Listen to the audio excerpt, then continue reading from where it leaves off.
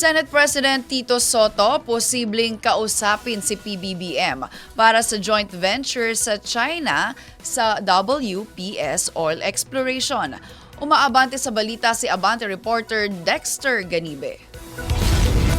Suportado ni Senate President Tito Soto III ang panukala ni Senate President Pro Tempore Ping Lacson na muling pag-aralan ng administrasyon ang pagsusulong ng joint venture sa oil at gas exploration sa West Philippine Sea sa pagitan ng China.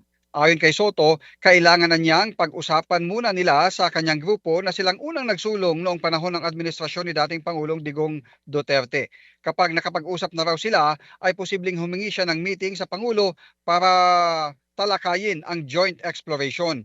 Bagamat tutol man itong si Senator Win Gatchalian dahil mayroon namang ilang pribadong kumpanya na maaaring magsagawa ng oil exploration sa WPS, kailangan anyang maikonsidera ang security situation sa WPS at ang technical know-how ng China sa mga ganitong oil exploration. Sabi ni Lacson, ngayong ramdam ng Pilipinas ang epekto ng kaguluhan sa gitnang silangan, maaaring ikonsidera ng Pilipinas ang muling pakikipag-usap sa China para sa 60-40 provision ng isasagawang oil exploration.